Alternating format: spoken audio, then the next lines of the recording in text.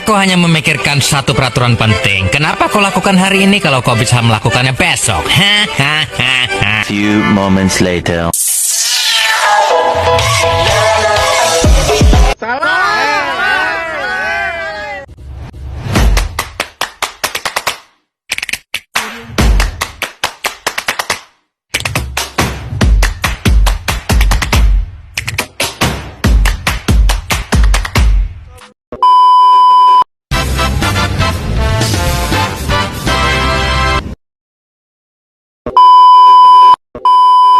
Assalamualaikum warahmatullahi wabarakatuh. Salam, Om Swastiastu, Namo Buddhaya, salam kebajikan bagi kita semua. Halo teman-teman, perkenalkan nama saya Sofi Pratami Azahra dengan NIM 230104075 dari kelas 6D akan menyampaikan materi tentang evaluasi pembelajaran.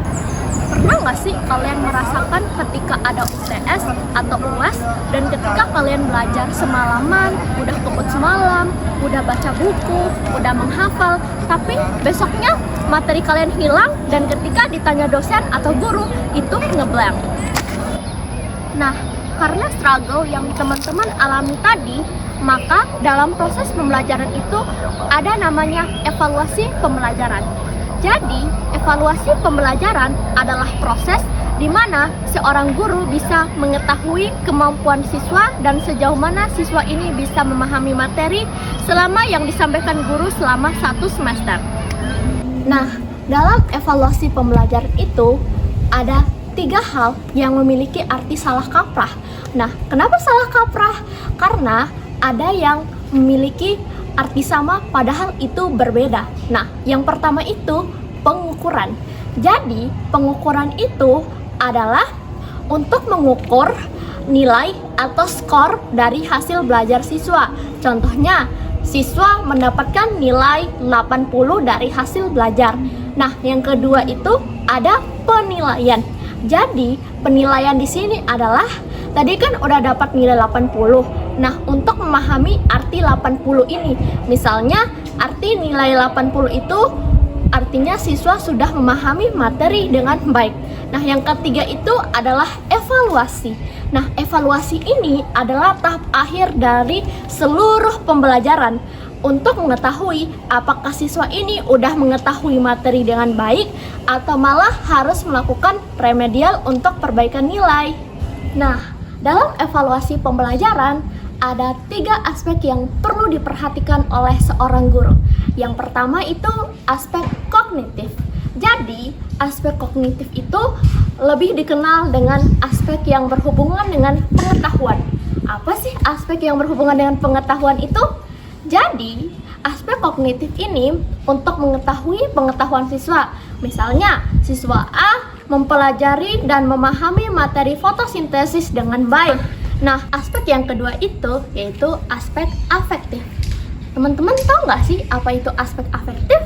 Jadi, aspek afektif itu berhubungan dengan sikap. Nah, contohnya ketika seorang guru memberikan tugas rumah atau PR kepada siswa, maka siswa mempunyai rasa tanggung jawab untuk mengerjakan dan mengumpulkan tugas tersebut tepat waktu. Nah, aspek yang ketiga yaitu psikomotorik. Jadi, aspek psikomotorik itu berkaitan erat dengan keterampilan siswa. Contohnya, siswa bisa menggunakan alat laboratorium dengan sangat baik. Berbicara tentang penilaian afektif, jadi penilaian afektif itu ada cara loh untuk mengukurnya. Ada 2. Yang pertama melalui observasi dan angket. Jadi, misalnya ketika ada kerja kelompok, maka kita menggunakan dua observasi dan angka tersebut untuk melihat apakah semuanya bekerja dengan baik atau ada yang tidak bekerja, ada yang malas-malasan, dan di situ gunanya observasi dan angket. Teman, tadi kan udah belajar tuh tentang evaluasi pembelajaran. Jadi, sebelum memasuki evaluasi pembelajaran, kita ada proses yaitu proses pembelajaran. Jadi, proses pembelajaran ada 3. Poin yang pertama yaitu strategi pembelajaran. Jadi, strategi pembelajaran adalah strategi seorang guru untuk menyampaikan materi kepada siswa agar siswa itu bisa memahami dan menerima dengan baik. Contohnya, strategi pembelajaran itu ada berbagai model pembelajaran, ada model PJBL, PBL, inquiry, discovery, dan lain-lain. Nah, poin yang kedua yaitu bahan ajar. Jadi, bahan ajar adalah berisi materi tentang untuk disampaikan kepada para siswa. Nah, yang ketiga itu adalah media. Nah, kalian tahu nggak sih apa itu media? Jadi, media itu adalah alat pembantu guru untuk menyampaikan materi. Contohnya laptop, proyektor atau LCD, dan lain-lain. Nah, tadi kan udah kita mempelajari tuh apa itu penilaian afektif. Nah, yang terakhir itu instrumen. Nah, untuk apa sih instrumen itu? Instrumen adalah alat untuk mengetahui sebagaimana siswa ini mampu mengerti materi selama 1 semester. Nah, isi instrumen itu ada tes tulis, tes non tertulis, ada soal esai pilihan ganda. Nah, yang kedua itu ada angket. Nah, apa sih angket?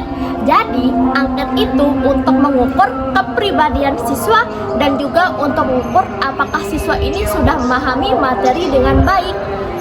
Halo teman-teman, tadi kan saya udah membahas tentang soal dan instrumen. Jadi sekarang saya akan membahas pengembangan dan butir soal. Jadi apa sih itu pengembangan dan butir soal? Jadi pengembangan dan butir soal itu adalah cara membuat soal dengan baik agar kita dapat mengetahui sejauh mana kemampuan siswa selama 1 semester. Apakah siswa ini bisa memahami pelajaran dan materi ini dengan baik.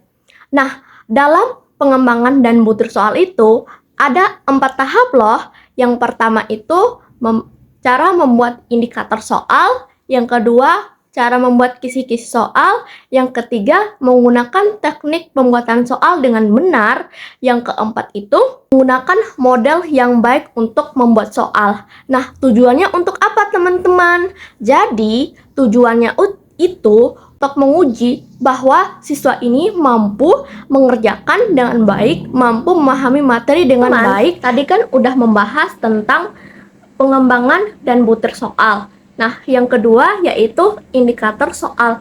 Jadi, apa sih indikator soal? Indikator soal adalah tanda atau petunjuk bahwa peserta didik itu udah mencapai kompetensi.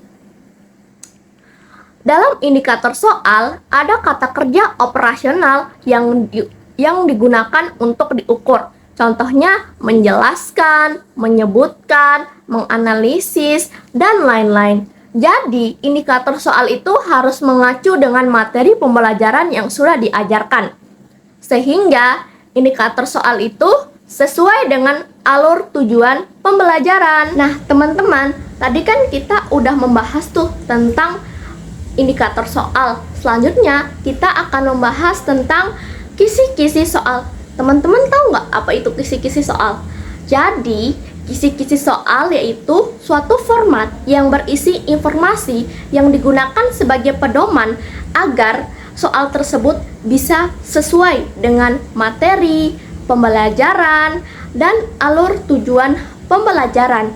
Nah, kisi-kisi ini berguna juga loh untuk guru agar bisa menyusun soal itu dengan baik dan sistematis. Nah, tadi kan kita udah belajar tuh tentang evaluasi pembelajaran, proses pembelajaran, istilah dalam evaluasi pembelajaran.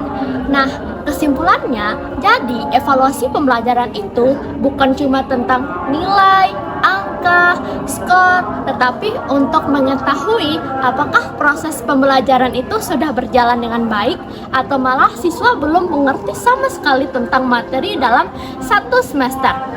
Demikianlah materi yang dapat saya sampaikan. Maka saya pamit undur diri. Saya Sofi Pratami Azahra selaku pembawa materi pada hari ini. Wassalamualaikum warahmatullahi wabarakatuh. Salam sejahtera bagi kita semua.